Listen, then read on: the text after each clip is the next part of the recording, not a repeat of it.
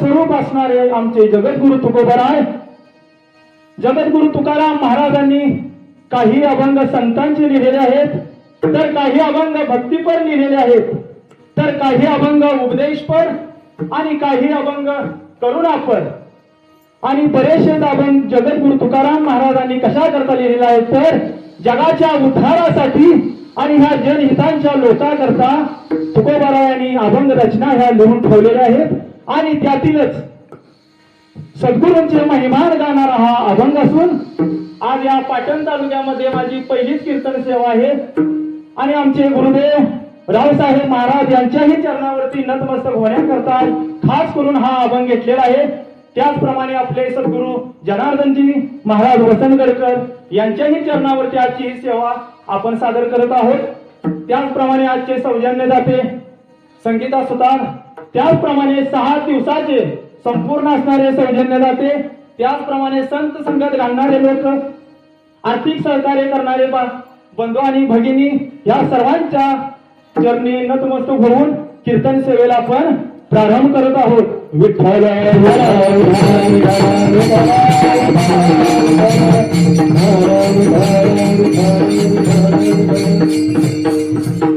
सद्गुरु वाचुनी सापडना सोय धरावे ते पाय आधी आधी.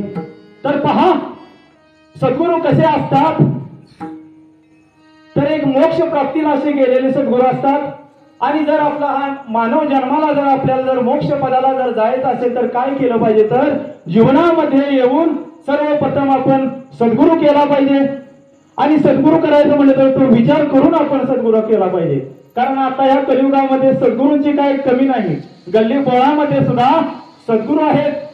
कुणी विद्यागुरु, कुणी कुविद्यागुरु, परंतु मोक्षदाता सद्गुरु वेगळाच. तर सद्गुरु कसे असतात, ऐक शिष्या येतीचे वर्म साक्षात तुझी आहे परब्रह्म याचे विषयी भ्रम धरूची नको. किंवा सद्गुरु कसे ज्ञान देतात, सद्गुरु विन ब्रह्मज्ञान, सद्गुरु विन ब्रह्मज्ञान.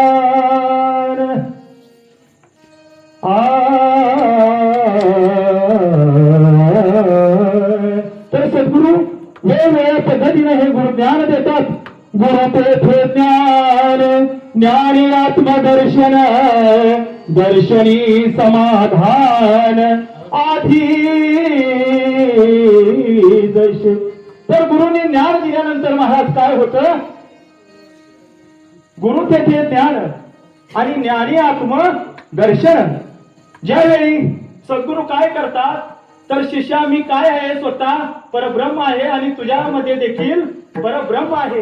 आणि त्या परब्रह्माची ओळख करून दिल्यानंतर सद्गुरूचं नातं आणि शिष्याचं नातं ज्याप्रमाणे आई मुलगा असावा किंवा वडील मुलाचं जसं नातं असतं, याच्याही पलीकडचं नातं सद्गुरू आणि शिष्यांचं नातं हे घडलं जातं. म्हणून गुरु वैराग्याचे मोर, गुरु वैराग्याचे मोर, गुरु हा परब्रह्म केवळ, गुरु सोडवी तात्काळ गाठलिंग देहाची. तर खरोखर आपल्या ह्या मनुष्य जन्मामध्ये आल्यानंतर जर आपल्याला हा भवसिंधू पार जर करून जायचं असेल, संसार हा कसा आहे, तर दुःखमय असा असणारा संसार कसा आहे.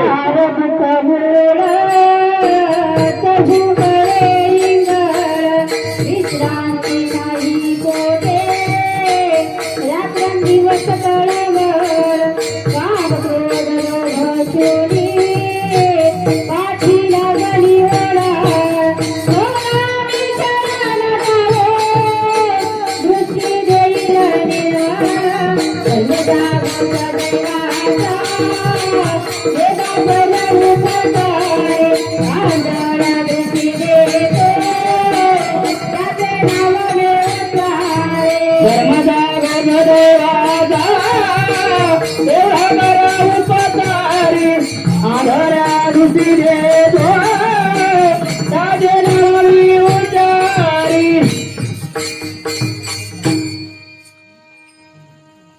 दुःख बांधवडी आहे हा संसार, सुखाचा विचार नाही कोठे. तर जगद्गुरु तुकोबाराय काय सांगतायत, जे तुमचं संसारावरती प्रेम आहे ते ज्या पांडुरंग परमात्म्याच्या चरणावरती किंवा पांडुरंगाच्या ह्या नामस्मरणामध्ये ते प्रेम तुम्ही व्यतीत करा. म्हणूनच आपल्या ह्या नरजन्माचं सार्थक करायचं असेल किंवा जर मोक्ष पदाला जायचं असेल तर काय करायचं आहे, तर सद्गुरु वाचून सापडेना सोय, धरावे ते पाय आधी आधी. तर पहा, सद्गुरु जनार्दन स्वामी महाराज जशा या मोक्ष पदाला गेले किंवा आमचे रावसाहेब महाराज देखील जसा आकाशामध्ये ध्रुव तारा असावा त्याच पद्धतीने आमच्या रावसाहेबांचं कार्य होतं किंवा आमच्या जनार्दन महाराजांचं सुद्धा कार्य अप्रतिम आहे. जसं आकाशामध्ये ध्रुव तारा असावा त्या पद्धतीनं ह्या लखलखत असणाऱ्या अशा ह्या चांगल्या रूपानं हे आमचे सद्गुरु एक रूप झालेले आहेत. पांडुरंग परमात्म्याशी त्यांचं नातं एक जीवाचं झालेलं आहे. असे हे सद्गुरु असतात आणि ह्या सद्गुरूंच्या चरणावर आपण लीन झाल्याशिवाय आपला दुःखमय असणारा हा संसार आपण तळून जाऊ शकत नाही. गुरुचरणी देवीचा भाव,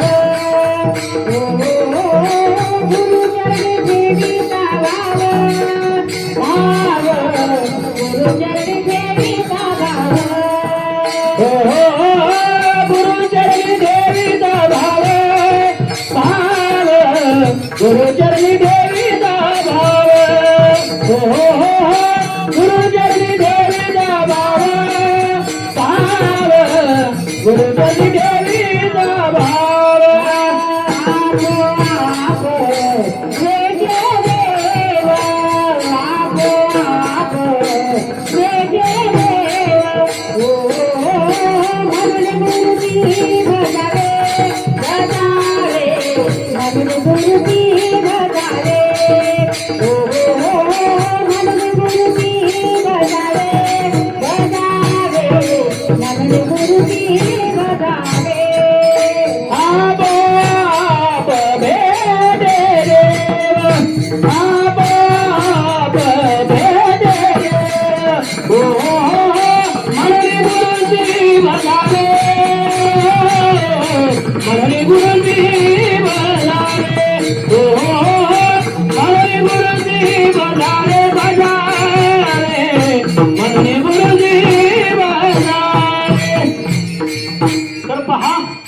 सद्गुरु चरणावरती जाण्याकरता सर्वप्रथम मनुष्याच्या ह्या जन्मामध्ये काय पाहिजे, तर नम्रपणा पाहिजे. आणि नम्रपणा जर असेल किंवा जर लहानपण जर असेल तर त्याच वेळी आपण नम्र झालो पाहिजे आणि तर त्या सद्गुरूच्या चरणावरती गेल्यानंतर आपल्याला योग्य असं ज्ञान प्राप्त होतं. अहो, सद्गुरूंच्या चरणावरती सर्व शिष्य असतात पण सर्व शिष्य असे रत्नासारखे नसतात. त्याच करता आपण त्या नियमामध्ये राहणं किंवा त्या आचरणामध्ये राहणं, गुरु नियमांकित आपण पतित राहणं हे सर्वप्रथम महत्वाचे आहे. आणि नम्रपणा आणि लीनता ही सर्वप्रथम या मनुष्याच्या अंगामध्ये असणं गरजेचं आहे. आता एक उदाहरण पाहू आपण. एक छोटीशी मुंगी आहे आणि समजा त्या मुंगीनं जर ह्या मंदिराला जर वेढा घालायचं म्हटलं महाराज, तर त्या मुंगीला किती वेळ लागेल प्रदक्षिणा घालायला? बराच काळ लागेल. आता समजा त्या मुंगीनं ठरवलं काय नाही, आपण दिल्ली गाठायची आहे, तर ती मुंगी दिल्ली गाठू शकेल का? नाही. परंतु आमचे गुरुबंधू काही कीर्तनानिमित्त दिल्लीला निघालेले आहेत अमित महाराज. आणि काय नाही, मुंगीनं विचार केला अमित महाराज आवडलेले आहेत आणि खिशात जाऊन ती मुंगी जर बसली तर सांगा, ती बरोबर त्या खिशातून मुंगी दिल्ली गाठेल. तिला काय पासपोर्ट लागणार आहे का? नाही. आधार कार्ड लागणार आहे का? नाही. बिना आधार कार्डाची बिना पासपोर्टची महाराज ती मुंगी जी आहे तिनं दिल्ली गाठली महाराजांच्या बरोबर. आणि दिल्लीत गेल्यानंतर तिथून दाडोलीत व्हिडिओ कॉल केला आणि मग दाडोलीतल्या मुंगीने विचारलं की तू तिथपर्यंत कशी गेली? तर ती मुंगी काय म्हणाली, अगं काय नाही, एकदम सोपं आहे, मी अमित महाराजांच्या सोबत गेले आणि मी तिथपर्यंत जाऊन पोहोचले. आता ज्या पद्धतीने आमचे सद्गुरू जनार्दन महाराज मोक्ष पदाला गेलेले आहेत किंवा आमचे रावसाहेब महाराज मोक्ष पदाला गेलेले आहेत, आणि जर आपणही आपला जर नरदेह त्यांच्यासारखा जर घडवायचा असेल तर काय केलं पाहिजे? तर आम्ही महाराज असतील किंवा आपले जे गुरुबंधू असतील किंवा जे आपल्याला जो भक्तीचा मार्ग दाखवतात त्या सद्गुरूंना आपण शरण गेलं पाहिजे आणि ती भक्तीची वाट जी आहे ती आपण मळली पाहिजे. त्याच वेळेला मार्ग दावली गेले आरे मार्ग दावली गेले आरे दयाली संत दे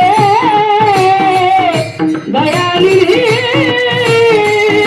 संत दे दयाली संत दे दयाली संत दे. तर पहा, ज्या पद्धतीनं लहानपणा अंगामध्ये पाहिजे त्याच पद्धतीनं नम्रपणा देखील असणं गरजेचं आहे. जर नम्रपणा जर नसेल तर जीवनामध्ये काही सुद्धा अर्थ नाही महाराज. काही लोक इतकी ताट असतात महाराज, वाकायला जरा सुद्धा तयार नसतात. अहो मावल्यावर सुद्धा सहजासहजी वाकत नाही किंवा मैताला जरी गेलं तरी सुद्धा त्यांचा ताटपणा काही कमी व्हायला तयार नाही. तर महाराज असा ताटपणा नको आहे, नम्रपणा असणं गरजेचं आहे. म्हणून मंदिराच्या चौकटी देखील सुद्धा लहान लहान असतात की जेणेकरून मनुष्य त्या ठिकाणी तर का होईना वाकला पाहिजे. आणि असा हा नम्रपणा कुणामध्ये होता? तर पांडवांच्या मध्ये नम्रपणा होता. म्हणून ते कुरुक्षेत्रावरती असणारे महाभारतामध्ये युद्ध ते जिंकलेले आहेत. तर नम्रपणा पांडवांच्या अंगात कसा होता पहा. कुरुक्षेत्रावरला छोटासा प्रसंग आहे. एकीकडे बलाढ्य असं कौरव सैन्य की ज्या कौरव सैन्यामध्ये गुरु द्रोणाचार्य, गुरु भीष्माचार्य, अंगराज कर्ण, दुर्योधन, दुःशासन, शकुनी मामा असे रती महारथी योद्धे युद्धाकरता सज्ज उभा राहिलेले आहेत. आणि एकीकडल्या बाजूला 5 पांडव. आणि भगवान श्रीकृष्णाने काय केलेला आहे? अर्जुनाचा जो रथ आहे तो कुरुक्षेत्राच्या मध्यभागी आणला आणि अर्जुनाला सांगितलं, अर्जुना हे समोर जे दिसत आहे ते कौरव सैन्य आहे, ते तुझे शत्रू आहेत आणि त्यांचा तुला काय करायचं आहे? संहार करायचा आहे. आणि तू क्षणाचाही विलंब न करता तू त्यांचा सर्वनाश करून टाक. हातामध्ये तू क्षत्रिय आहे, धनुष्य बाण घे. आणि भगवंताने हातामध्ये शंख घेतला आणि शंख दोन्ही फुंकल्याबरोबर अर्जुनाने हातात धनुष्य बाण घेतला. पण बाणावरती जर निशाणा लावल्याबरोबर हात त्याचा लटलटायला सुरुवात झाली. अर्जुनाच्या मनामध्ये काय महाराज उत्पन्न झालेला आहे? मोह माया प्रेम जिव्हाळा याच्यामध्ये अर्जुन गुरफटून गेला. इतका गुरफटून गेला, इतका गुरफटून गेला की अर्जुन जन्माला आल्यापासून ते अज्ञातवास असो संपूर्ण ते विसरून गेला की इतका हा मायामध्ये गुरफटून गेला. आणि भगवंताला अर्जुन काय सांगत आहे? भगवंता, हे गुरु द्रोणाचार्य की ह्या गुरु द्रोणांच्याकडून मी काय केलेलं आहे? धनुर्विद्या शिकलो किंवा भीष्माचार्यांच्याकडून सुद्धा धनुर्विद्या शिकलो आणि त्यांना मी ठार मारू. आणि जर त्यांना ठार मारून जर मला हे राज्य मिळणार जर असेल तर ते राज्य मला नको आहे.